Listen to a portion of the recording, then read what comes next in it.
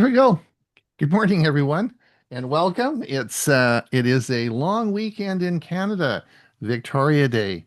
So it's a holiday. For all, welcome to welcome holiday for all our Canadian friends. But I understand we have, of course, people all around the world today, including Chris and Jim, who we never know what country they're going to be in each day. Welcome to everybody. It's great to see everyone for the next hour, and we're happy that you're here. Of course, we have our premiere version today, which is our premiere video that will be coming out at top of the at half past the hour. We have three selections for you today. Chris Huey's going to talk about transforming articles into audio. What good talk he did. Chris is going to talk about thumbnails in Canva, one of my great software programs I use all the time. And of course, Drew King is going to talk, in addition to his segment today, is going to talk on customizing calendar notifications. So all that on our premiere version, which of course you can find the link in our newsletter, which you will, I'm sure everyone gets on Saturday morning.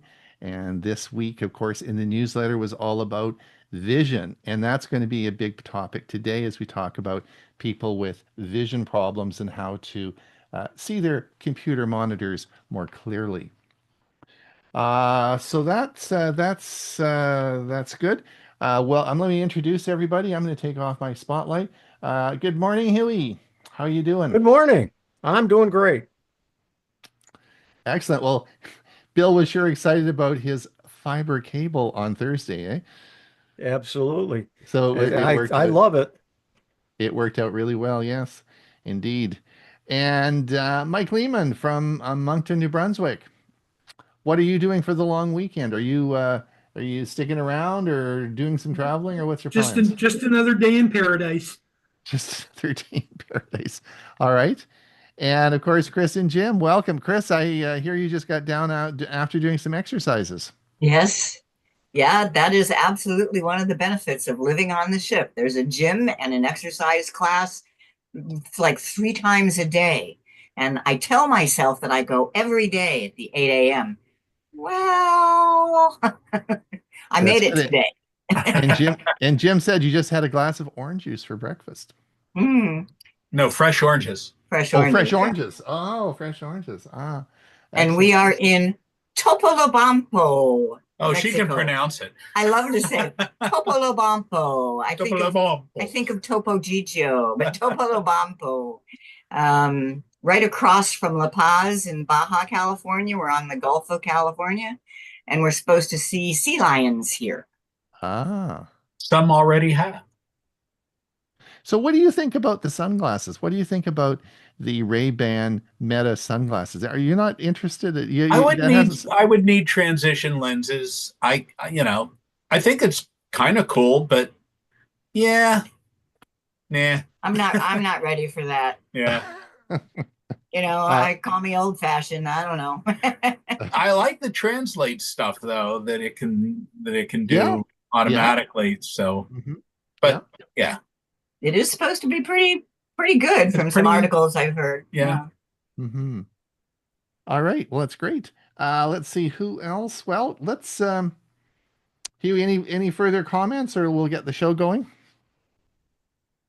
It sounds good to me. Sounds good to you. All right. All right, let's get on with the show then. Now the first one we're gonna talk about Chris. Chris is up first. We're gonna talk about the power and peril of using Google Photos on an iPhone. Wow, Chris. The All right. the power and peril, the danger. Oh, peril. Okay. Peril, the power and peril of using Google Photos on an iPhone. Yeah. Is this roast beef and ice cream sort of thing? Is this what Yeah. Yeah, it is exactly. But it might taste good to you. So Oh, yeah. All right. yeah, I love my chocolate. and this a bit of a heavy one. So people, put on your thinking caps to listen to this one. Okay. I'm sort of a chocolate sauce guy. yeah. All right. Well, All right, Let her rip. let's see what you have to say. There we go. Hi, I'm Chris Guld with Geeks on Tour, and I am designated by Google as a diamond level product expert for Google Photos. Now, Google Photos is by Google and Android is by Google, so that is kind of obvious, but people ask me all the time, should I be using Google Photos or can I use Google Photos on an iPhone? And the answer is a little complicated. The answer is yes, you absolutely can, but whether or not you should is kind of up to you. I want to show you a little bit about it, and hopefully you can answer the question for yourself. First, I need to take some photos that I can show you. So I'm going to take a couple of photos of Jim with my Samsung Android phone. Hey, Jim, hold on to this little Android guy so that we can understand that this photo was taken with an Android. All right, so there's one, and I'll do a vertical one, and then I'm going to make a mistake on one. So that was 3 photos with an Android phone. Now I want to take some photos with my iPhone, my Apple iPhone. So he's going to hold up an apple to make sure we know that the photo was taken with an apple. Yay! A nice red apple and a vertical one, and then a garbage. We'll show you those in a minute. But first, I want to say that if you are a person that has all Apple devices, you have an iPhone, you have an iPad, and you have a Mac, and you plan to keep it that way, then you really don't need Google Photos, and you don't need the complexity that it adds. Use Apple Photos on your phone and Mac and learn to make the most of it. Use them and learn about it. Now, if you ever think you might get an Android in the future, then it's best to start using Google Photos now, and hopefully you'll see why. So using Google Photos on an iPhone, I think, can give you some extra power. The Google Photos and Apple Photos are very similar in their features, but I think Google has some powerful advantages. But those advantages come with some peril as well, especially when it comes to deleting, and you need to understand that. I'm going to show you. First, some terminology. I talk about the cloud a lot. What is the cloud? It's just the internet. Things can be stored in your accounts in the cloud. If a photo is in the cloud and you need it on your device, that's called download. If a photo is on your device, which it certainly is when you first take a photo, and you want it copied to the cloud, that's called upload. It's also called backup. You take a photo on your device, it goes up to the cloud. A copy of it goes up to the cloud. Which cloud? Well, if you're using Apple Photos and iCloud, then it is your Apple account in the Apple's iCloud. If you're using Google Photos, then that goes to the Google Cloud. So let's count. You take a photo with your phone. How many copies do you have? The one copy that is on the device, on your phone. Now Apple copies that up to iCloud. You now have 2 copies. If you have Google Photos installed and the backup turned on, once that happens, you now have 3 copies. And that's nice. If you lose your phone, you still have 2 copies. So let's take a look at those photos that I just took. This is my iPhone, and we have both Apple Photos, that's that flowery one, and Google Photos, the pinwheel. If I go to Apple Photos, we will see the 2 photos I took of Jim with the apple, and then the mistake I made. But if we look at Google Photos, we will see the photos I took with the apple and the photos I took with the Android. Jim, I want you to take a picture of me with your phone. All right, let's see if I can do that. And that's an Android. That is an Android. Nice picture. Okay. All right. And in a minute, what you'll see is that the photo he took with his phone will also be showing up in my Google Photos because of a Google feature called partner sharing. I just have to prove that I got that photo that he took with his phone. This is my iPhone, and if I go into Google Photos, there is the picture that he took with his phone because of partner sharing. So that's a little power feature of Google Photos. Now I want to explain a bit about how both of these programs work with the cloud. Google Photos Cloud versus Apple Cloud. In Google Photos, the whole point is to copy everything up to the cloud. And once your lifetime of photos is in the cloud, Google couldn't care less what happens to the original on your devices. Whereas Apple's is completely different. iCloud's purpose is just to keep all your Apple devices in sync. If you add a photo to one device, it gets added to all devices. If you delete a photo from one device, it gets deleted from all devices. Deleting.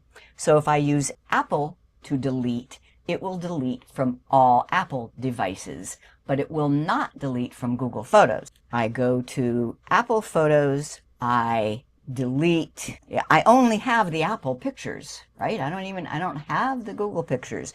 But let's say I don't like vertical pictures, so I'm going to delete this one.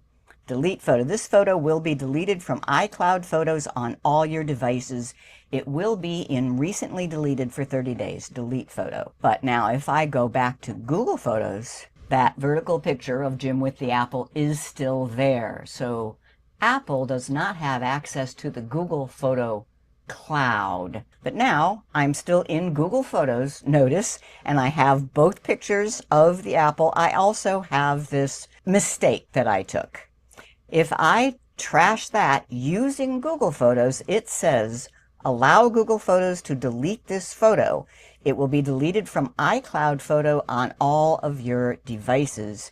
If I tap delete, I'm giving permission to delete it from the device, from the phone. Therefore, Apple will delete it because of the way iCloud works, not because of Google. You just gave Google permission to delete from the device. Apple saw that it was gone from the device, and it is deleting it from all Apple devices. When you're deleting just one photo, that's not a huge deal, especially if the photo was garbage, then that's what you want, right? You want it to be deleted from Google Photos, from the device, and from all Apple devices. It was garbage. If all you're wanting to do is free up space, that's another story. With Apple Photos, it cannot be done. You cannot delete photos from the device and still leave them in iCloud. On Google Photos, it can be done, but note that those photos will be deleted from Apple. So if you swipe up on a photo in Google Photos, you have the option to delete from device. You won't miss it in Google Photos because you'll still see it in the Google Cloud, but it'll be gone from the device, freeing up space, and it'll be gone from Apple Photos. Google Photos also has a feature that will delete all photos from the device. If you just go into your settings screen, you will see 4,209, in my case, items to delete from this device. If you do that, it will free up a lot of space on your device, but those photos will all be gone from all your Apple devices. Probably not what you want. So do not use that feature on an iPhone. In summary, the power of Google Photos on an iPhone is that it includes Android devices as well as iPhone. It can even include your partner's photos. Once the photo is in Google Cloud, you can delete from the device. That's something that Apple doesn't give you. You can access your Google Photos from any connected device. Windows, Mac, Android, iPhone. I think that's really powerful. I know that all my photos are accessible to me at any time. And you can use the web program to edit, make albums, etc. On Apple, you need to have a Mac in order to use your computer for editing photos. We talked about deleting. That's a huge peril. People who do that and don't understand are very upset. One other peril is that when you first install Google Photos on your iPhone and turn it on, it's going to upload all the photos on your iPhone, and that might fill up your Google Photos cloud when you're not expecting it. If you understand the deletion and you're willing to pay for Google storage, I think Google Photos is a great option on an iPhone, but it's not required. Do what works for you. One final word. If you do use Google Photos on your iPhone, you now have 2 photo programs. Make sure you're using the right one. And if you're going to use Google Photos, use Google Photos. Don't use Apple Photos. Therefore, don't use the camera to get to photos, because that will take you to the Apple Photos app. If you take a photo using your iPhone, do not use this little miniature over here to get to your Photos app, because that is taking you to the Apple Photos and you're going to get really confused. After you take a photo with your iPhone, you need to go home and then open Google Photos, and you will be seeing the photo that you just took, but you're in the Google Photos app.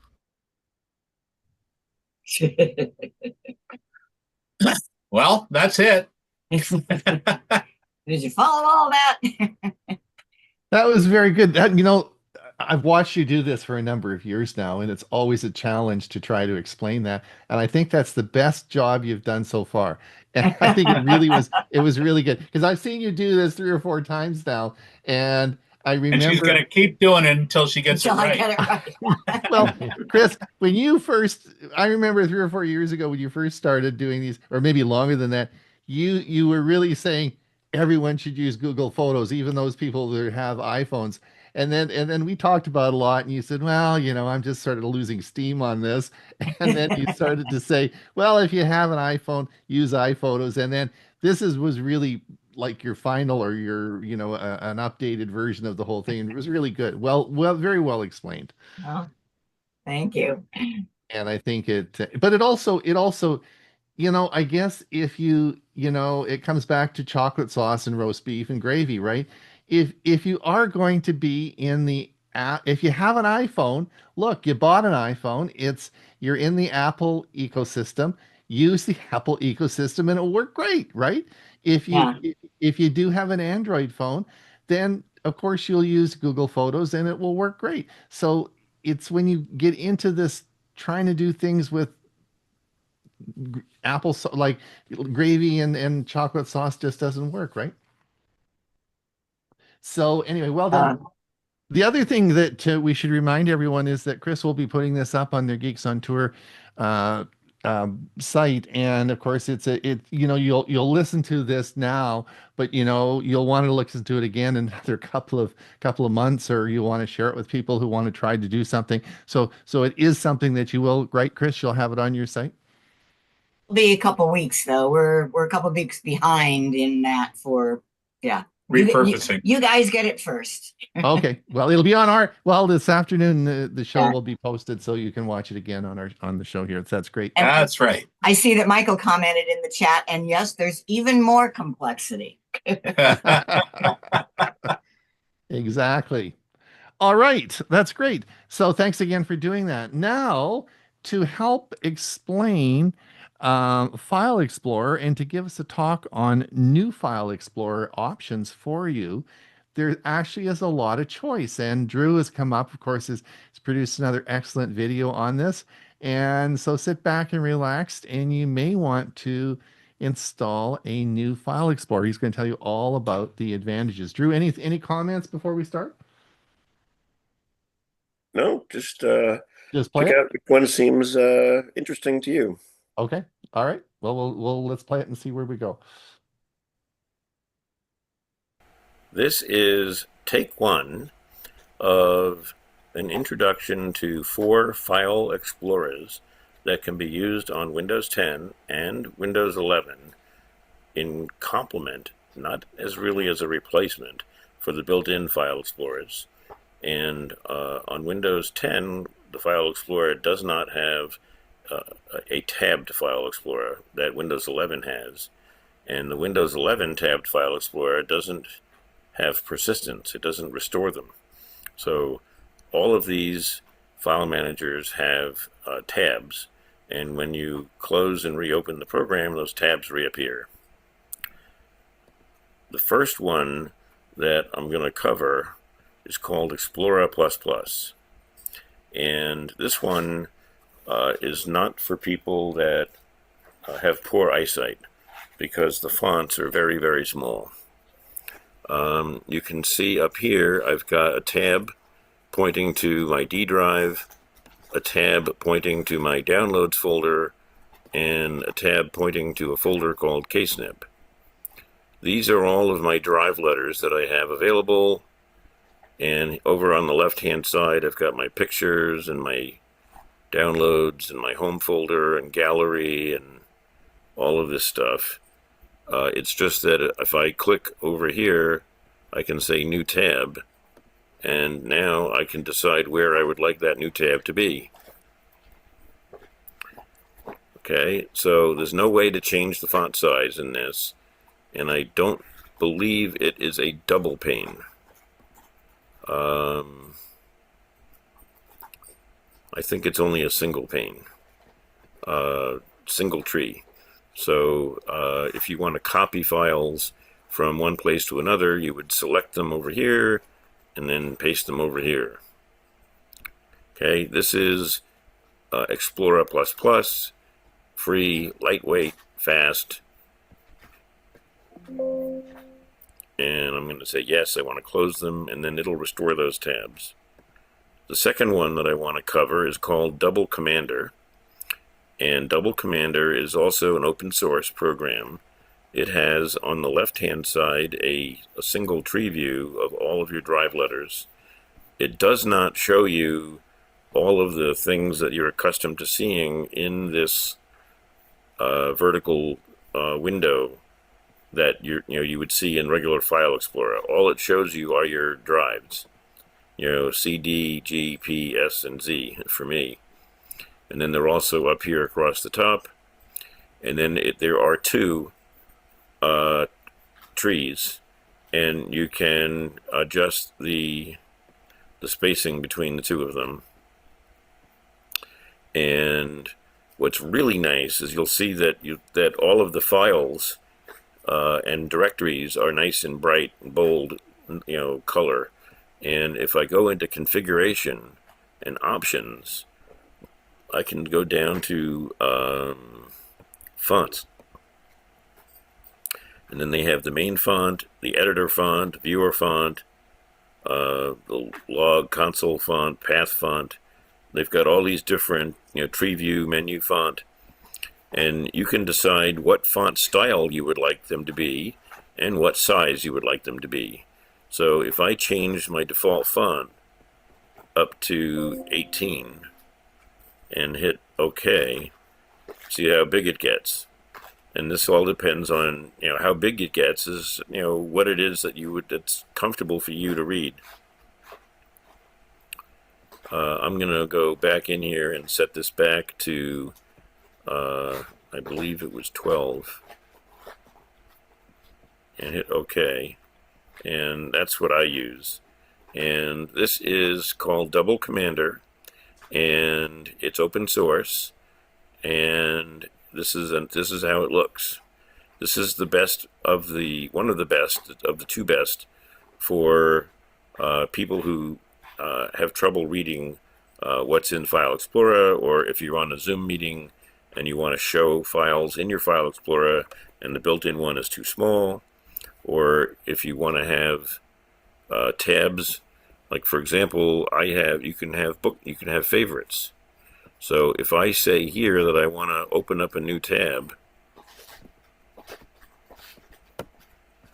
I can click here and say, oops, How do I get a new tab?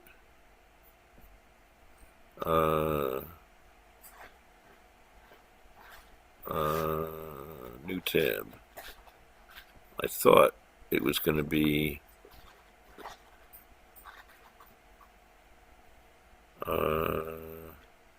well, this is eluding me. This is the hot list where I can choose different directories. So for example, I'm going to use this as an example. This is pointing to drive S, and if I click here, I've already added a few of these to here. So if I want to go to my home folder, I just click here and it takes me to my home folder. In the final video, I will... Oh, I'm sorry, I just discovered this. These you can't add more of. Down here, you can add a new tab. So here I now have 2 tabs pointing to dking. If I click over here, it'll go to ESD. If I go to favorites, I can go back to dking as well. So that's how you add tabs. They're over here, not up here. My apologies. I'll fix that next time. The next file manager is called Files. And I believe this version of Files is one version out of date. So the interface, I think, is a little bit different. You'll see that it just restored all of my previous tabs. And it has on the left-hand side all of the items that you've pinned in File Explorer. It has your libraries, your drives, your cloud drives, network, Windows subsystem for Linux, and tags. And tags I'll cover, like for example, I outlined a tag for work called ℕ𝕏. It's a folder in my home directory called ℕ𝕏. And you can go into any folder you want. Here's my D drive and my downloads folder. And I can right-click on downloads and say edit tags and say that this is important. Oh, it has to be only compatible on drives formatted as NTFS. Oh, my apologies, this is a flash drive. So let me go to the C drive, or let me try the S drive. Click here and say edit tags and say important. Error, it has to be a local NTFS. All right. So files that are on your computer. So and they have to be on your C drive apparently, and so long as it's formatted with NTFS. So I'll have to think about the tabs portion again. But this is a program called Files. It's available in the Microsoft Store, I believe, for a fee, but you can download it free of charge from the company's website. And then finally, my favorite new file explorer is called One Commander. And One Commander pops open lightning fast, and you can have 2 tab views. So for example, I can have my pictures of my dog over here and my download folder over here. If I want more view for my dogs, I can click over here, and now I've got it all for my dogs. Or if I can click over here and say that I want more space for this tab. What's nice about this layout, aside from being very easy to read, it has the file name or the directory name. It says these are directories, these are the file types. This column, instead of showing the actual time stamp, it actually shows you how recently you accessed these files. 15H is 15 hours ago. This represents 7 days ago. This represents 9 months ago. And if I had modified something hours ago, minutes ago, it would actually have a lowercase m, I believe. If I go into, well, there's nothing in here that I can edit. I'll go in here and edit the file name and see if that makes a difference. 12-00. Nope, that didn't change it. It's still from 8 days ago. Changing the file name doesn't change the access. But anyway, that's this column. It has access to history of where you've been. It has my OneDrive, my downloads, my videos, my pictures, network. It's got all of my drive letters up here. And in settings, it has under general a font size. And it says font size is larger than 18 point or not officially supported and may appear clipped or misaligned, but I have it at 23 and it seems to be working fine. That's the largest file size. If you go to 18, this is what it looks like. It's a little bit small. So I would, bring it up to 20, but it says, and then this makes it easier to read. But even 23, even though it says it's a problem, I haven't found it to actually be a problem. So this file explorer gives you a nice brown background that maybe you can change. It gives you the ability to sort by column, and these are the different views, details, and icons and things like this. You can go up and down, up a folder, back a folder, and up here are where your tabs are. So I've got a tab for videos, a tab for downloads, and a tab for DAV mail, and I can add another tab over here, and it will just duplicate that, and I can go to my Google Drive. It's very fast, very efficient, and free. And it also restores your tabs when you start it up again. And these are the 4 different file explorers that I will cover in a video.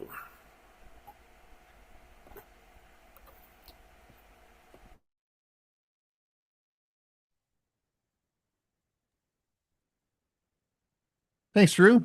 I'm sure there will be questions in the Q&A about. I've got a couple of questions for you as well, but we'll wait until the Q&A. But I have solved the vision problems. So to make fonts bigger, right? So let's talk. It's a common problem that a lot of people have. Is it certainly as you get older, your sight gets harder, and a lot of people have vision problems. And Huey's sort of, yeah, we're all wearing glasses. So let's see if we can maybe make our computer screens a little bit easier to see. All right. So we'll have now. Let's see what I have today, and we'll play that. It's Ron Brown with Tech for Senior. If you're finding it harder to see text on your computer screen, you're not alone, and you're not out of luck. Windows 10 and 11 come with built-in tools that can make your screen easier to read, even for those with reduced vision. Today we're going to talk about making your screen easier to see, and I'm going to show you the changes that you can make in your computer that will help with your visual challenges. Now, before we get started, please click that like and subscribe, and let's get on with the show. So before we start looking at computer settings, there are some things that you can do to improve your vision. The first is make sure your glasses are correct. There are special glasses for computer viewing, and we'll talk about that. Ambient lighting, and even making sure that your computer screen is clean. So there are some things that we need to talk about before we get into the settings. The second is, of course, that the demonstration today will be on my Windows 10 PC. But the accessibility features for you are really pretty much the same on Windows 10 and Windows 11. Now, you will need to know where to get to the settings menu. You'll hit the start button and go to settings. That is the same in both Windows 10 and 11. But where you look for the settings is a little bit different. In Windows 11, it's in accessibility. In Windows 10, it's in ease of access. So I'm not going to repeat that through the whole video. It's just something that's there. You can, in Windows 11, it's a bit different to find than in Windows 10. So the thing you need to know about glasses is that there are specific glasses for computer screens. Yes, if you are watching a computer screen for a long time, like I do, and wear glasses, you can purchase specific glasses that are designed to help you with eye strain on your computer screen. For viewing computer screens, the best type of glasses are computer or blue light blocking glasses specifically designed to reduce eye strain. So when purchasing glasses, look for the blue light filtering to reduce digital eye strain, anti-glare and anti-scratch coatings for comfort and durability, and lightweight frames to avoid nose and ear pressure during prolonged use. Improving ambient lighting can make a big difference for seniors and everyone struggling to see their computer screens clearly. Here are the most helpful changes. To reduce glare, avoid bright overhead lights or lamps directly behind you.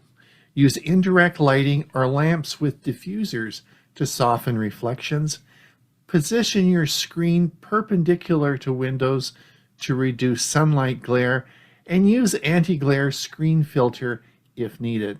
Cleaning your computer screen the right way is essential for both clear visibility and screen safety, especially for seniors who may already have trouble seeing fine detail.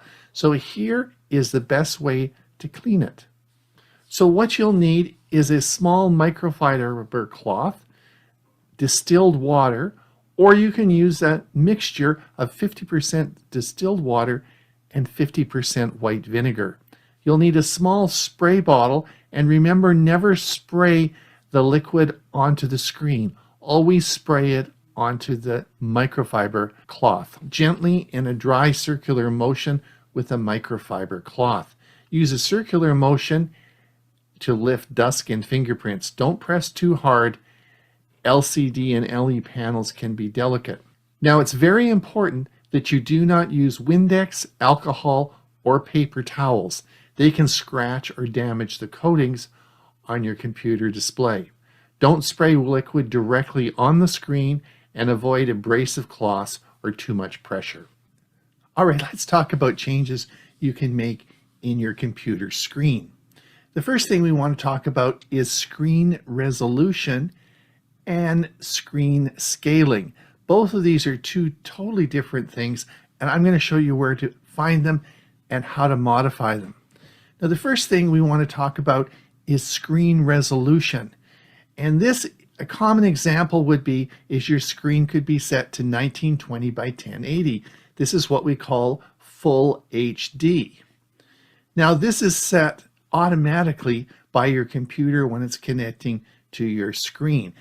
The computer sort of knows what's the resolution of the screen. So when you go in and look at this, and I'll show you this in a minute, higher resolution, of course, means more detail, but smaller text and icons.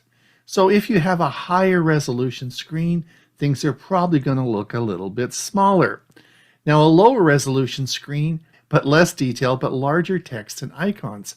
In other words, they're making things bigger to fill things up because they don't have as many pixels. Think of it as like a high resolution screen is a big piece of paper with a lot of tiny little dots. A lower resolution screen has bigger and bigger dots though. So let's have a look and see where we can find the resolution on our computer. All right, let's have a look at the screen resolution on this monitor. We're going to come down to the bottom left-hand corner here, and we're going to click the little Windows icon, and this is going to bring up our settings menu. We're going to click Settings, and we have our settings menu, and we're going to come down to System. Let's go to the System display. This is similar on Windows 10 and Windows 11. So we're going to click Windows Notification, and we're going to go, this is my second monitor. We're going to click this monitor because that's the one I'm looking at now. And we're going to come down and we're going to see that we're going to talk about right now display resolution. We'll talk about scale in a minute, but today right now we're going to talk about display resolution. And this is set at 1920 by 1080. And this is recommended by Windows for this particular monitor. It is an HD monitor. Now we can change this, but I wouldn't recommend it. Now we can see here that we can change the display, which will actually make things a little bit bigger, but it's going to change your screen size. Let's see if I change this to 1280 by 768. Now you can see it on our screen, it's going to shrink the screen size down. So I don't want to keep these display settings. Usually I would recommend going with what the recommendation is your computer will make for that screen. What we are going to change is the scale and layout in a minute. Let's talk about that. So one of the first things that you want to tweak is your display scaling. Because of high resolution 4K monitors we have now, the print and the fonts can be little itty bitty things that are very hard to see. So what we want to do with modern monitors is adjust the scaling. And that's why Microsoft lets you change the scaling, which will make everything bigger without changing the resolution. So, and that's why there's a second setting there called scaling. And that's what you should have a look at. Now let's see what happens when we change the scaling. Now the nice thing about this is you can have the scaling set per monitor. So if you have multiple monitors, you would have the scaling set differently for each monitor. So let's see how we can do that. Okay, now we're back in our display setting, exactly where we left off before, and you'll see that we have our screen resolution set for 1920 by 1080. But above, let's look at scale and layout. Recommended 100%, but we can change this now. Let's click the drop-down menu and see we can have it set for 125 or 150. So let's have a look. So when it says 150, that's going to mean that the fonts will be 1.5 times as big. So let's see how this can change things. Whoa, isn't that pretty cool? Suddenly things are quite a bit bigger. And this is going to make things a lot easier for you to see. Now this would apply to all your displays on this particular monitor. You could increase the size to 150%. Let's go up to 100. Let's get really crazy here. Let's go to 175. So that's pretty darn big. So you can get some pretty big display images here by increasing the scale and layout. I'm going to put mine back to 100%, which is what I like, and we're going to leave it there. But if you are having trouble, you could certainly change your display and layout setting. All right, let's look at a few more settings to help you. All right, we're going to come down now, and we're going to click on our settings button again. We'll come up to settings. This time I want you to go way over to the right. Now this is a little bit different on Windows 11, but the principles are the same. We're going to go over to the ease of access, way over here to the right, and we're going to click this. And this is going to bring up another display setting. And right at the top, you'll see make text bigger. Remember that setting I just showed you about making your display bigger? Remember we went over the 125, 150, 175? Well, you don't have to actually make the whole screen bigger. You can just make the text bigger. And again, by scrolling along here, as you see, we can actually just make the text on the screen bigger. So play around with that, and you might be able to help see on your screen by simply making the text bigger. Now, we also can change our pointer size. Again, this is our pointer, and if we want to make this bigger, we can certainly just bring this up, and we can certainly make this bigger or smaller depending on what we want. And we can also make the text cursor bigger or smaller. This is the cursor that indicates where the text is going to be. But I wanted to just show you those three changes that you can make in the ease of access in the settings menu. Now, Magnifier is part of a vision accessibility feature in Windows 10 and 11, and is a built-in accessibility tool that helps users with vision difficulty by enlarging parts of the screen. It acts like a digital magnifying glass, and it can be used for different modes and depending on your needs. So let's have a look at the different modes of magnifier. All right, let's bring up magnifier controls. So we'll come down to the bottom again, the bottom left-hand corner here, and we are going to click on Settings. And as we come up in our Settings menu here, we're going to come way over to the right, Ease of Access, and we're going to click here. And of course, we're now going to come down to the left side, and you'll see an item here called Magnifier. Let's click on this and see where we are. Now, this is an important part of Windows if you have sight problems. And let me explain how this works. So as we come down, first of all, you can turn in the settings magnifier on or off just by simply toggling this switch.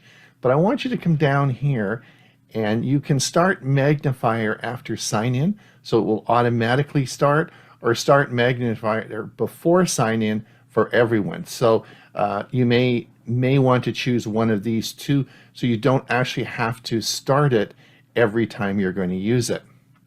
However, if you want to turn this on, there is a key command for this, and press the Windows logo key plus to turn on magnifier. So you can turn it on by Windows plus. You can use the Windows logo plus escape to turn off the magnifier. So you can either do it through this toggle here. You can either use the Windows key with the plus or escape to turn it on or off. And you can also, you'll see in a moment, you can use key commands to increase or decrease the size of magnification. Now, we'll talk about this in a minute, but when you choose magnification, you have three modes. If you come down here, you'll see it change magnifier view, and you're going to see that you have a docked view, and we'll talk about that in a minute, a full screen, or a lens view. And so we'll talk a little bit about those in just a minute. You can change these views of how this works. You can invert the colors. You can smooth edges of all the images and text, or you can invert colors. Sometimes different colors are more easy to view. As we come down here, you also can have the magnifier follow the mouse pointer, keyboard focus, text cursor, or narrative cursor. All right, we're back in magnifier, and let's just have a look at how this is going to work. We're going to take the Windows logo on my keyboard, and I'm going to hit the plus button here. Now you'll see on the screen magnifier is turned off. When I use the Windows and the plus, it turns it on. Now we've been doing this with the full screen, so what we want to come down here and we can change the magnifier view. And what does that mean? Well, we're magnifying everything now, but let's come down and say that we want to do a docked view. So here we are in docked view. Now we have this docked up at the top, but if I take my mouse cursor and I come down and I come to this different levels, we're keeping the rest of the screen the same, but it's just adding the magnification to the docked view at the top here. I think this is really cool. So as I come down the screen, you'll see it's just magnifying each part of that, but it's sending it to the docked part, which is I set it up at the top of my screen. I think this would be really helpful for people with sight problems. Now let's take the next and we're going to come down here and we're going to change this to the lens. Now what the lens does is this changes the magnification to a lens. So we can move, as we move the lens around, you can see how this changes the viewing. So we can magnify it no matter where we put this lens. That's cool too. Anyway, the three that we have here are lens, docked, and full screen. You should know those three modes. Those are very important. All right, the next thing I want to show you is something that I use all the time. On the screen, you'll see that I have two tabs open in my Chrome browser. On the left side, you'll see that I have our Tech for Senior website open, and on the right side, you'll see I have Amazon Shopping. Two different tabs open. I'm going to click on the Tech for Senior, our website tab. Now, I'm going to show you how you can increase and decrease the size of one tab that doesn't affect the other one. Let me show you. We're going to do Control Plus and watch what happens to the Tech for Senior side. Watch it go up, and as we zoom in, that's using the Control plus the plus. All right. Now, if I want to go out, I can use the Control. I can use the Control and go Control minus. And let's just zoom in again. And if I want to take it back to the default, go Control 0. So it's Control plus, Control minus, or Control 0.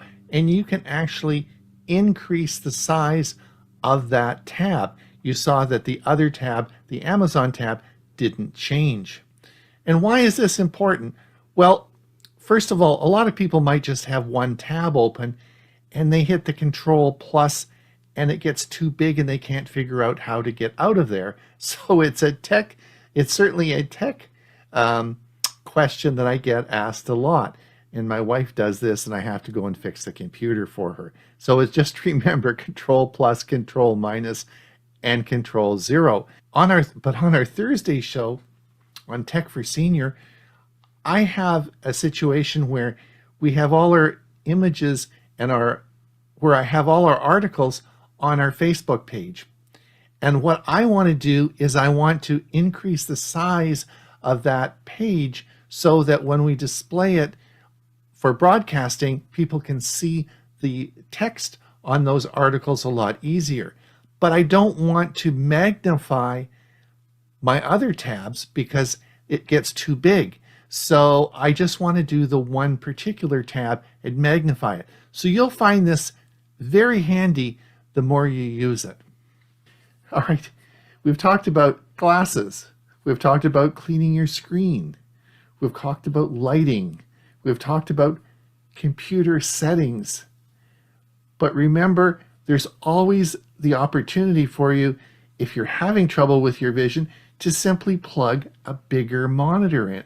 You can go 34-inch, bigger yet. You can even plug it into a television and put it on a 90-inch TV.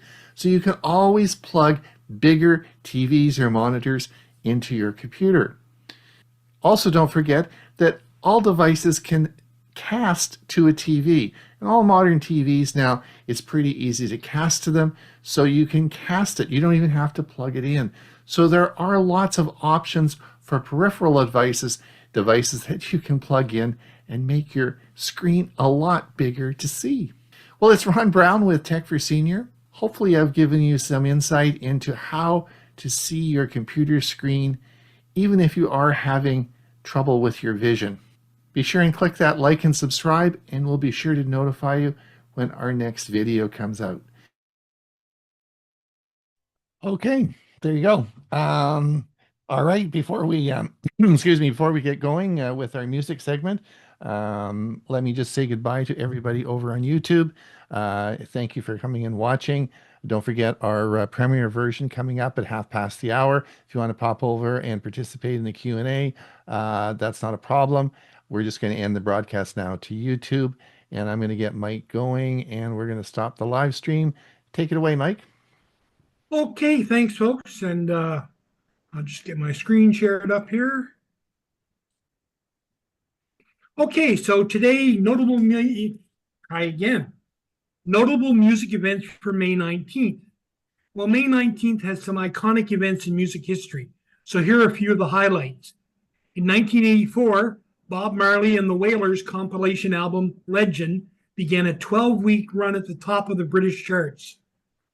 In 1979, Supertramp's Breakfast in America reached #1 on the Billboard 200 chart for the first of 6 non-consecutive weeks. 1973, Stevie Wonder topped the Billboard Hot 100 with You Are the Sunshine of My Life. And here I'm just going to take a side note and ask if anybody's ever seen Stevie Wonder's piano. If you haven't, that's okay. Neither has he.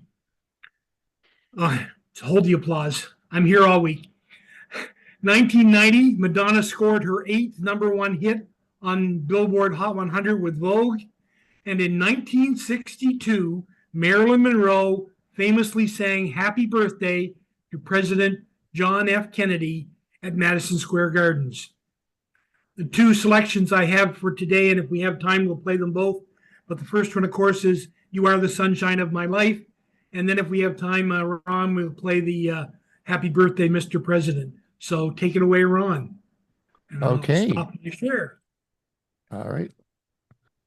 Anyway, well done. Well, Mike. Just an interesting tidbit of trivia that in order to do that performance in New York, Marilyn Monroe had to call in sick from filming and fly to New York City to do that performance.